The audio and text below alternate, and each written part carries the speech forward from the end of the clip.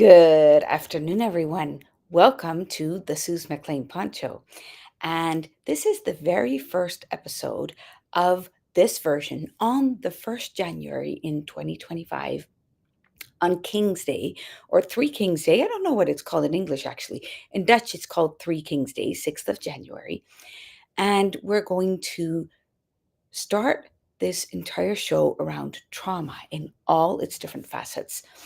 And what we're going to do on this show is we're going to talk about how trauma actually shows up, because there's a lot of talk around trauma, and people call everything trauma nowadays, right? On my timeline, there's a lot of talk around trauma happened here, trauma happened there.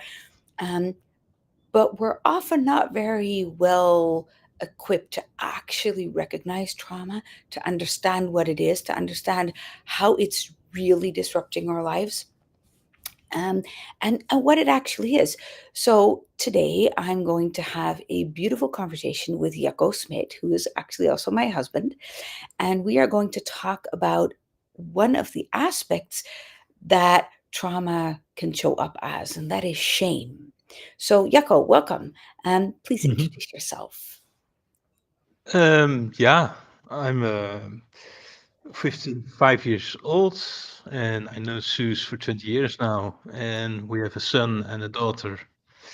And yeah, we worked together from 2017, I guess. So um, I work together with Suze. I assist in the trainings, and I do some coaching work as well. And I'm also being educated now in the trauma education Seuss gives. Yep. Yeah, thank you. And it's really, really special for me to do this together with Jakko, my husband, because for the people who don't know me, let me introduce myself. I am 50 years old. We live in the Netherlands. We live in the middle of nowhere, in the middle of the country, 10 minutes walking distance from our neighbors. And we're right now in our home. Jakko is sitting in our seminar room where we still have the the Christmas tree, because today is the day where we take it down. But we'll do that after the show. And we have our sheep and a dog and some cats and our children. And today we work here as trauma therapists, giving seminars where we teach doctors and therapists and coaches what it means to really be present while somebody is working through trauma. Um, but that's not how I started. I started out as a shipbuilding engineer, which is a very different vocation. And that's what I was trained to do when I was 18. So that's 18. I'm now 50. That's a long time ago, right? It's 32 years ago. So 32 years ago, I was trained as a shipbuilding engineer. But during all those years, one thing happened, and that is that I started to discover that my entire life on ships was actually hiding. Now, today we're going to talk about shame. And this is one of the things my entire life, in hindsight, I can see that I was hiding under layers and layers and layers of shame. But here's the interesting thing: shame doesn't show up as I feel ashamed. Shame is not even something we feel.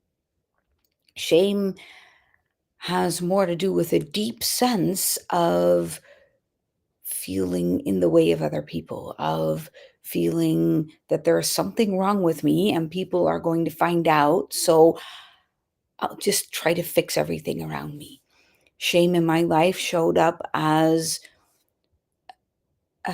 bracing myself, living on board of ships 4 to 5 months a year, kind of hiding in real life, hiding behind being busy, hiding behind taking care of everybody, even though they didn't ask me to, hiding behind moving 14 times, hiding behind constantly defending myself, being argumentative, taking control. All of that, I can say now, was driven by a deep shame that I was terrified that people would find out that I wasn't supposed to be here in this life. Now, that's a pretty big statement, but until I was, I think from my 23rd to my 25th, I was suicidal. I did not have a very safe childhood. In many ways, it was safe. In emotional ways, it was not always safe. It was very unpredictable in my home because my parents were severely traumatized by the Second World War. So there were many things that looked safe, that my parents did their best to create safety. But if we pick it apart and we look at it, it led to deep shame. Now, here's the interesting thing.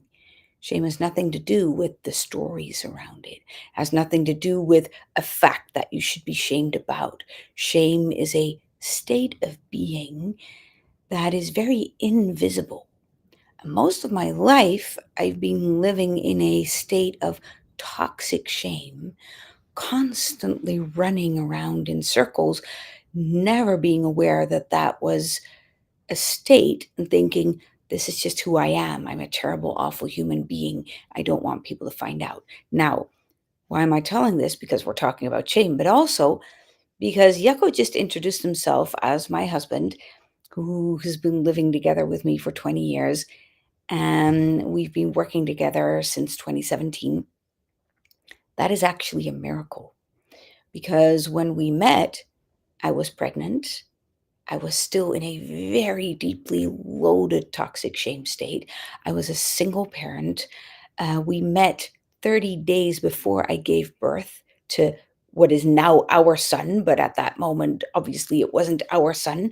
But Jakko was just there, and he was always present with me, even though I was navigating some pretty horrendous states. Now, he had his own states, but the interesting thing is staying in that connection for 20 years is one of the things that helped me move through many states, that helped Yucko move through many states. If you would have asked me when we met 20 years ago if we one day would be working together, I would say I'd rather actually still commit suicide than work together with somebody, because working was for me one of the places where I could feel safe in my own skin. And feeling safe in my own skin meant no connection. In shame, we don't want connection because connection, we needed to navigate shame on our own when we were very young. So when we needed to navigate it on our own when we were very young, then what that means in life is that all of a sudden, even though we might crave connection, the one thing that's going to help us move through it is the one thing that feels dangerous. So us staying together is not that obvious. And I'm really curious to hear what you're, by the way, Yeko and I did not prepare for this conversation. He does not know what I was just going to say. So I'm really curious to hear what your thoughts are around this, Yeko. Hmm. No, I think I have I've had a lot of experience with shame. I think shame is really an important theme in my life. Um, and you said it's a state. It's not a feeling in the moment, but I can see that it is a state. But there were also many moments in life that I could feel ashamed about a very particular situation. Okay. And then was really in another level of shame than at other moments. So I think most of the time I wasn't aware of the constant state of shame I was in, but I was very aware of those moments where there's a lot of shame. So I think those are how do they relate? Those So tell me a little bit about those moments because this is very important. A lot of us are very familiar with the I feel ashamed because something happened. And that yeah is it. So basically we're talking about two different layers of shame, right? There is the shame that we're aware of and there is a state that is a toxic shame layer. Tell me a little bit about those moments. Those moments, they were, for example, when I was on the high school, first year of high school. I was just making some uh, pleasure with friends, and by accident, a girl in my class fell and injured her leg severely, or not really severely, but it looked like it was very severe because she had to go to the hospital for stitches. And in the end, it wasn't that much, but I know I was so ashamed. I felt for a week there was so much shame about this, so that I could be such a stupid guy who could do harm. So that was really, Okay. Was it your fault? yeah, it was my fault. Yeah, yeah, Okay. yeah. Yeah. So I guess this is not a toxic shame. It's just Well, this uh, can lead to toxic shame. These are events that can lead to toxic shame if we because something happened and you were there, you were present, you did something and that caused hurt. That can absolutely lead so that doesn't necessarily need to lead to toxic shame. mhm. But what you're describing is that you didn't connect with her. You didn't connect with people around you. You just retreated and felt shame. Is that correct? That's what I'm getting from the way you're Not describing exactly, it. because Okay. because there was connection with the girl as well, Okay. and also shortly after, I tried to make it good, and I brought her a present, and so it wasn't that there wasn't a connection, but still, I felt like I did something I should have known I should do it. This is interesting. The way you're speaking about it. This is very, very helpful for people who are listening to this to hear. Because this is how we often talk about it, right? Um, we do things, right? We're human. We walk through life. We do things, and these things have consequences. And often our actions um, are not necessarily meant to hurt somebody, but they can. Yeah. And what can easily happen is that we're actually staying present and connecting, but we're connecting from a place of hoping that the other person will feel better so that we don't have to feel shame. So we're trying to make it right. But the interesting thing is we can't make it right because it happened. Hmm. And this is where it leads to toxic shame. Because if we look at it from a place of, I can never restore this, I can't make it right, then two things will happen. One is we actually think we're connecting, but we're not, because we're not connecting with the other person. We're connecting with our sense of, I should have been a different person. That has nothing to do with the other person. That has to do Hmm. with us. And I'm not blaming you. This is just making it into a human thing. We think, yeah, but if I don't have to feel bad, but that's not really connecting. So if we look at shame, we need to come from a place and Jakko didn't learn this, right? I didn't learn this. None of us learned this. So this is why we need to start talking about it because that connection is so important. That connection can only come from a place of, wow, that happened. I am going to take care of all my feelings of inferiority and awfulness about the fact that I was there, and I'm just going to be there for you because you are now in the hospital. So, accidentally, we can think we're connecting, but we're making it about us and about our feelings of inferiority. And this is where it leads to toxic shame because then we'll take that burden into life feeling like, there is something inherently wrong with me. The fact that I'm walking here can hurt people. Oh my goodness, please don't connect with me. Yeah, I guess something is also there that I was I guess I was 12 years old at the time, and um, I came already from a situation where I felt ashamed about a lot of things in my life, about Yeah, myself. So, um, so that's for me now. You tell this, I can really see, but it was already that hard to just exactly. be. Yeah, Yeah. And this is a very, very precious age. 12 is the age where a child is going out into the world with what he learned, trying to figure out if what you learned is actually sufficient enough to be called a grown up. That is very scary. And we can only do that if it is absolutely safe at home to come back with our experiences. But I know a little bit about your childhood. I'm not so sure that the support for you to carry these mistakes was fully there. What are your ideas around that?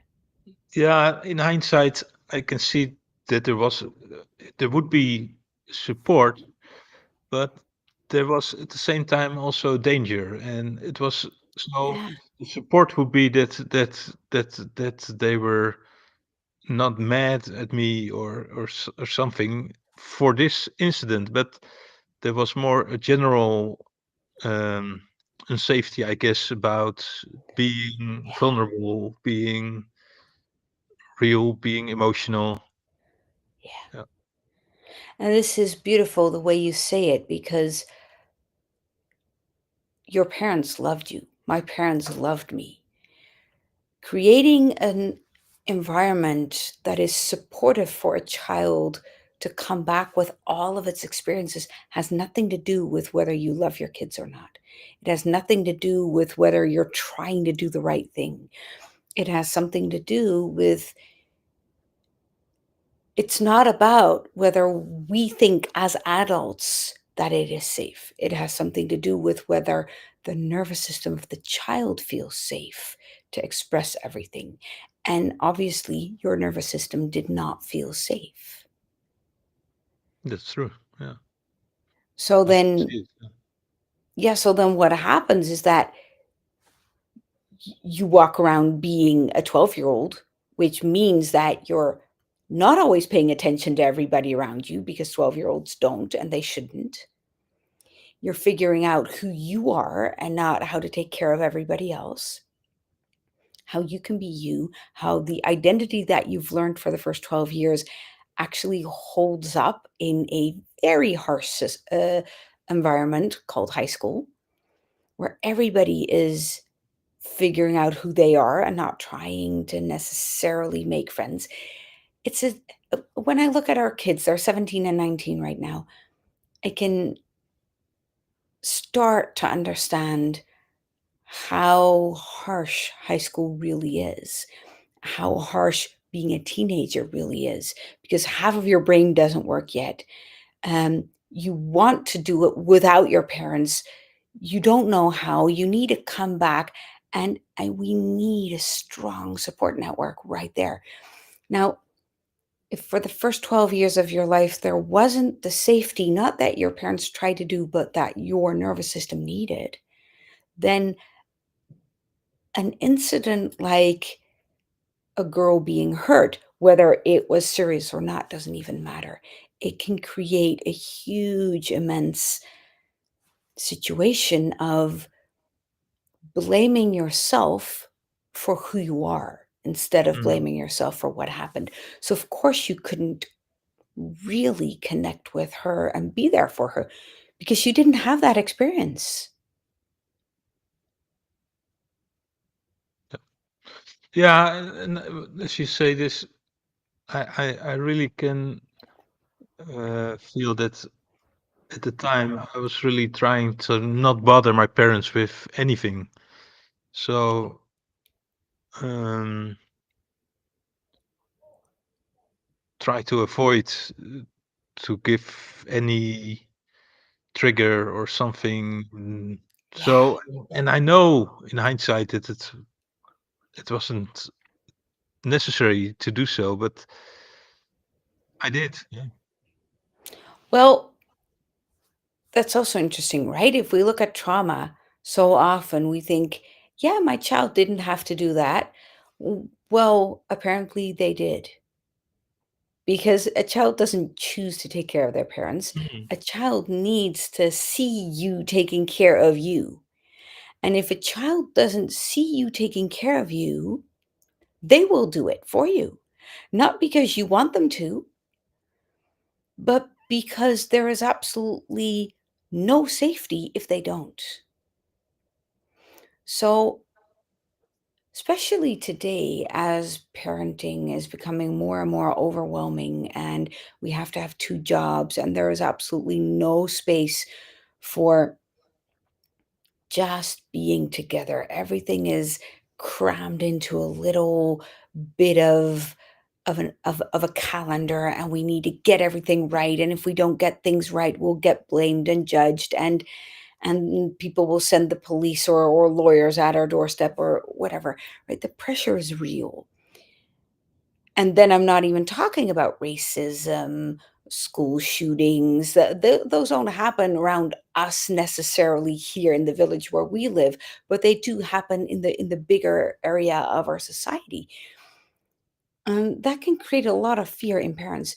If parents have not been trained to truly live in an undefended state, then we're not a resource for our kids, meaning that our kids will start to take care of us. And that is exactly what you're describing. Yeah. Now, the interesting thing is, while I'm saying this, pretty sure most of our listeners will now think, yeah, yeah, yeah, we need to do this different for our kids. Yeah, but we don't need to do it different for our kids. We need to be different for our kids because it is very easy to think I'm going to make sure that my kids don't have to experience shame. I'm going to be a parent that my parents never could be. That's all right, but that means, and by the way, I applaud that. Please do it. But know what you just signed up for. Because what you just signed up for is moving through all these layers of shame that Jakko was just describing in his life. And I even begun to describe the layers of shame in my life, where we need to create an undefended state in ourselves. Now, what is an undefended state? That is a state where our nervous system can be off guard, where we can just be present, holding space for ourselves so that other people don't have to. Because what Jakko was just describing is not that his parents placed their burden on him purposefully and didn't care. I know his parents, that's not what they did. What they did is they couldn't hold their own undefended state, so Jakko had to do it for them. Not because they asked, but because a child is not safe if parents don't have an undefended state. Children will do it for you. But that means that we need to practice that. And that means that we need to work through these little layers of shame. The problem is that working through shame means connecting in the moments where your entire system is producing a overwhelm of stimuli while you are connecting. And that is the problem. Because when we're young, what Jakko just described in this little picture of childhood is a state where his overwhelm could not be regulated by his parents. On the contrary, he had to regulate their overwhelm. Not because they wanted him to, just because that was the fact. Nobody was taking care of it, so the child will step in. And the child will say, I should not need anything. I should not need any support. There's something completely wrong with me. I need to be in a place where I cannot add to the burden of my parents. So he got out of the way of his parents. The interesting thing is that if we look at that, if that means that by isolating himself from connection, he survived. So now I'm saying for shame, we need to learn to connect. Yeah, connecting was the danger. So now your entire system is producing overwhelmed states when you're trying to create a solution. So the solution you're trying to create will produce the danger system inside of you. That's why shame is one of the hardest things. We cannot force this. We cannot help somebody navigate this. We cannot teach somebody to deal with shame. We cannot help them work through it. We cannot do anything except create a complete undefended state. Now, in our 20 years of being together, what does that look like? That looks like, for me as a partner, for instance, and for you as a partner as well, but let's talk about my part here first. For me as a partner, that looks like every single time I connect, that triggers shame in Jakko. And that means that my undefended state is the best thing to spark his anger of nobody being there for him.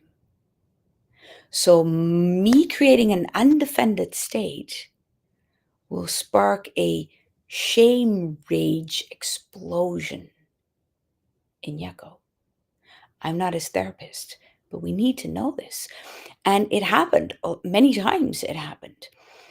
And then my entire system will then say, I didn't do anything, I didn't cause that. So then we navigate from complete dissociation into shame rage explosions. And that is a good recipe for divorce, which is why the divorce rates are rising, if you ask me. The interesting thing is, are we doomed then? No, we're not. We can easily learn to navigate this together, but we can't do that on our own. I'm really curious how you experience this, Jakko. No, that's what I can see now, a few years after. Uh, that I wasn't really the safe space for a long time in this relationship, and the funny thing is, I learned that so much about this, and I do so much things so different than I used to. So there's a lot to learn in this, and it's not learning from a book, but learning by experience. And but still now, sometimes not you, but sometimes people trigger things in me that I only can see in hindsight. Okay, there was something triggering me, but it's not how I want to react. And most of the time, I know not to react, but I'm still triggered. And um, then it takes a lot of effort to see it from a place of loving and see that the other is struggling with all kind of issues. So most of the time I can really appreciate and really have a lot of compassion for people being vulnerable. But some expressions of being vulnerable is so connected to behavior I was not allowed myself as a child, that sometimes it's really hard to not step on this trigger again and react the same as I would do for a long time. So coming from such a family, such a nest, and being used to have an opinion about some kind of dramatic expressions, it's really a journey to to become different, and not only by thinking about it and knowing how to react on a in a rational sense, but really having an open heart for those moments, those people in those moments. Yeah, that's beautiful. And I think everybody who listens to this can relate to it because it's so easy, right? We read an opinion on the timeline. Most of you will be watching this on LinkedIn on your feed or on Facebook or listening to it on Spotify or wherever you're listening. And and we can so easily defend or justify or blame or have an opinion back or state something. And it is a practice of absolute deep humility to not do that. But the interesting thing is, if we look at what we do in childhood for the first 9 years minimum, I would say 12, we learn who we are. We learn to identify ourselves. But if that process doesn't go from a place of grown-ups having a complete undefended state around you, where you are allowed to explore, where you are allowed to have all the emotions, where you're allowed to create all the brain centers that you need to create, then we will start to hold on to identifications of who we are told we should be, of who we are told what is safe, right? I was safe if, and then there were 10 million conditions, none of which my parents wanted me to, well, maybe some of them, I would say. Most of them, my parents want me to be happy. Yeah, but if I would have emotions or if they wanted me to be happy, but I also needed to take full responsibility when I was 4. Now, when you're 4, you're also learning to navigate life, right? So you can't take responsibility if you're learning to navigate. But my parents had other shit going on. So they couldn't carry my shit. So I had to learn to navigate that without any ability how. So I learned to identify by doing everything on my own. I learned to identify by knowing what I was doing and creating certainty around if I do it this way, I have certainty. That has nothing to do with certainty. The interesting thing, though, is then if we read stuff online, we'll have an opinion or we'll have a judgment or it will trigger because that will reinforce these false identifications of who we've learned to be over who we actually are. And who we actually are is a very humble split second of a little bit of life on this planet that will probably be forgotten in 5 generations. That is not something our ego really likes. It's not something that our system really likes. It's not something that we've been trained to do, right? We've been trained to create success, to leave a legacy, to, to be someone. But we don't need to be someone. We actually are already here. And the more we can allow ourselves to navigate that place of deep humility where it doesn't have to be about us, where we can be curious, where we can just be present with other people, the easier life actually is and the more fulfilling. That means that we need to reprogram almost everything in our childhood, which is never easy.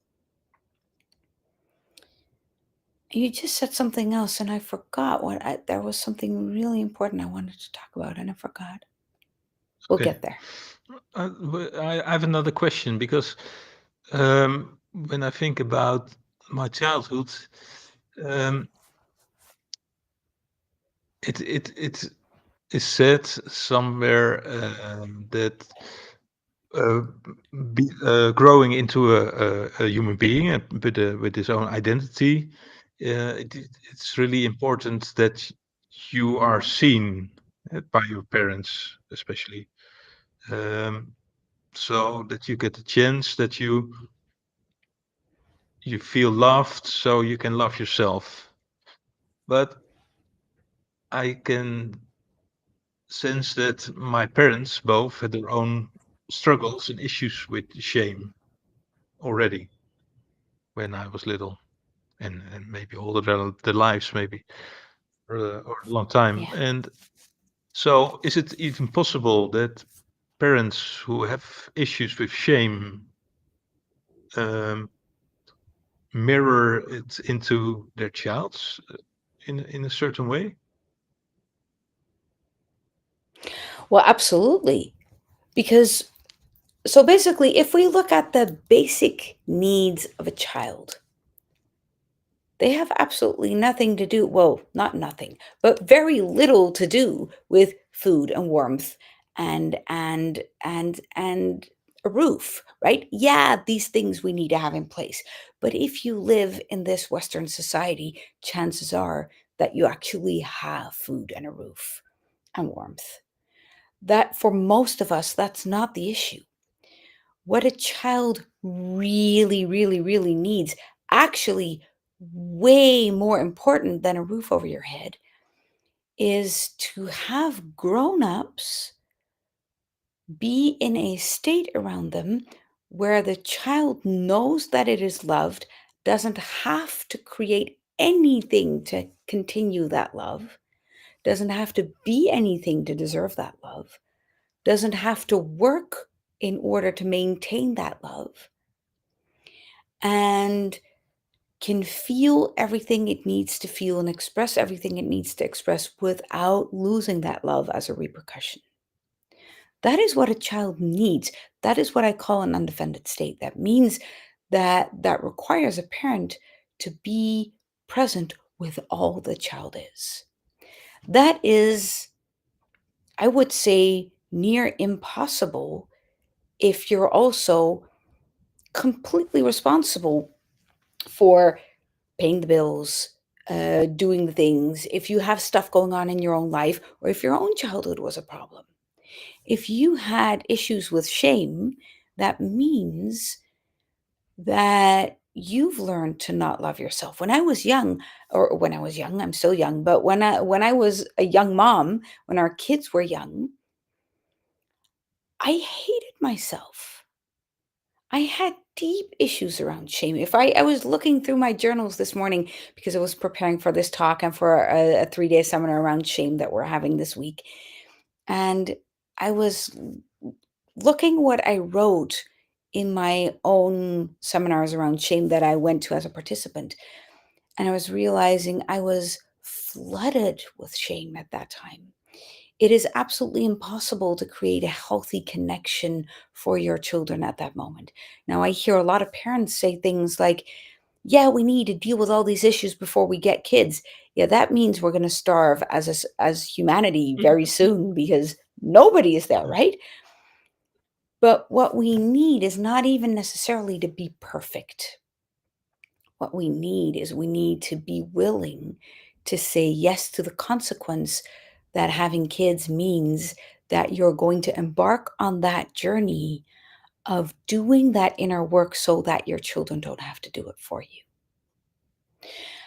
And now in hindsight, I can say I did a pretty good job and not perfect, but pretty good. Because if I look at our kids, me navigating that shame has taught them that it is all right to not be perfect and that your kids don't necessarily need to take care of you. They just need to see you doing it. Yeah.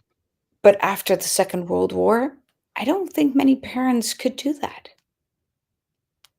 I think it takes 4 or 5 generations to heal that kind of trauma. And I'm not so sure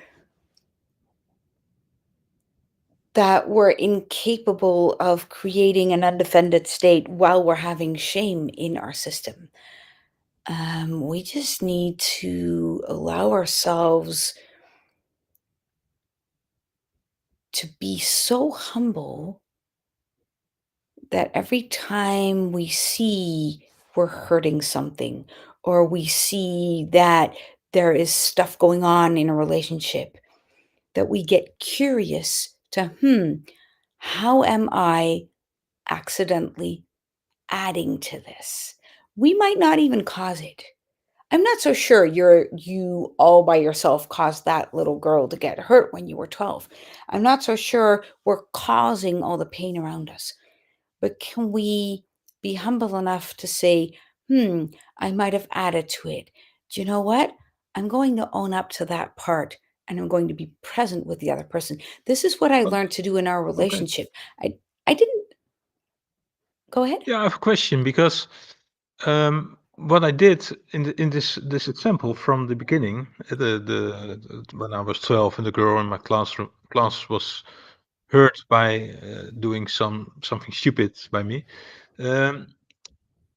I think my reaction was really not um, at the same level as the severity of what happened, because in the end it was not that much. There was a leg, a bleeded leg, and there were some stitches, and but I really I felt I should have been dead because of that. So it was such a Yeah, overreaction. It was not in any normal rate, or how do you say this? yeah. No proportion. Proportion. It was completely out of proportion. So that's what shame does, I guess. That's what shame does. That's what shame does. It will blow it. This is what a shame rage explosion does. And it can go outward, defending us, blowing up the other person, or it can go inward, blowing up ourselves. But it has to destroy us somewhere. That is what shame does. It really is. There's an opportunity in it, and that is, can we pause in a moment like that? We can't do that when we're 12, by the way, but we can do it as grown-ups. Can we pause in that moment and decide to be humble enough to not make it about us at that moment? But if it feels like it's all about us, what we need to do is we need to connect with somebody and see the truth in their eyes. And that is the hardest thing, because that means that we need to see the truth, that it wasn't as bad as we're making it for the other person. And we need to receive that. And that is hard. I learned to do that in our relationship. It cost me 20 years. because because I knew Jakko loved me. I knew the kids loved me. I didn't love me. So I would always say, yeah, I know they love me, but I was hating me. So at a certain point, I needed to be humble enough to receive that they really love me, that Jakko wasn't staying out of pity.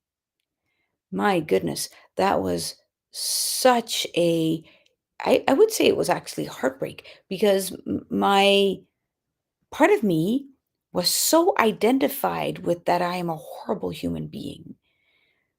That part of me had to then say, oh my goodness, you loved me all these years and I didn't receive it. That is humbling. That is a break from the past, from saying the identification of me as a horrible person is actually not true. That is where integration can start, where we can look at, oh, do you mean that you actually love me? That there's something lovable about me? And that is a path that we can't do in a split second. We can't make that happen in a split second. We can't force it. It is drip by drip by drip by drip. And I can still remember the moment where, after 7 years of us being together, and 7 years of me trying to prove to you that you made the wrong decision, and that everybody in the whole world would be better off if I were just alone and I would tolerate you. And I loved you. I just didn't allow you to love me. And I can still remember that moment so vividly where I said, for 7 years, I've been trying to prove that there is going to be a day where you're going to leave me, and you still haven't. So maybe you really do love me. And that is, I think, what staying the course means. It's not staying the course so that the other person gets an opportunity to prove. It is staying the course so that your own system can see that there is a different layer of truth. And if we look at shame, this is an incident from when you were 12 and you're still navigating it. There's beauty in that. We can always create a new childhood. Yeah, I see that it's been a journey from don't have any love at all for myself towards where I'm now, and I can love myself a lot, for a lot of moments, a lot of things about myself, but there's on a daily basis always things that I'm not still there, not there yet, and that's really Yeah. a long journey. Yeah, yeah. So I would like But to if I see where close I this. was and where I'm now, then I'm so grateful that things have changed and that life can be so beautiful. Yeah, that's That's worth every yes. second, right? I would like to close this whole session with, guys, if you have any questions, any things you want to share, just put them in the comments under this. Send us an email. And I would like to close with one thing that one of my teachers told me, and that is that life is one damn thing after the other. But trauma is the same damn thing repeating itself over and over and over again. If we want to grow, we need to get on the track of life and allow ourselves to expand so that we will get to be witnessing ourselves as able, beautiful human creatures who are actually able to respond to life. Because, yeah, it's one damn thing after the other, but we're able to respond to that. But if we're repeating the same scenario over and over and over and over again, we're getting sick and tired. And that is where we can easily give up on life, give up on relationships, give up on ourselves. And I want you to know that you're a beautiful person. And if I can deal with the shame that happened in my past, if Jakko can deal with it, I know you can. And yeah, it takes time, but it is a worthwhile journey of deep gratitude. Thank you so much for listening to us, Jakko. Thank you so much for being here, being present, opening up. Is there anything you want to say as final words? Um, now that there is a possibility to change, and that's not what I've always thought it would be possible. And only looking back, I can see how far off I was in a lot of parts of life. That I wasn't that very vivid, and that I wasn't that uh, um yeah, that I didn't see my potential and didn't see where I could love, and yeah. Yeah. Shame shows up in weird ways, guys. Let's have a conversation about it. Send us an email. Tune in every Monday at 4 p.m. to this show. Share it with your friends. Tag people who need to listen to this. And if you need any help, reach out to us. We work one on one, we work in group settings. We teach therapists and doctors about this work. And Jakko and I also do couples therapy with couples when it comes to really, really hard things. I I'm really curious about your questions. I can't wait to read them in any chat or in anything. And see you next time. Bye.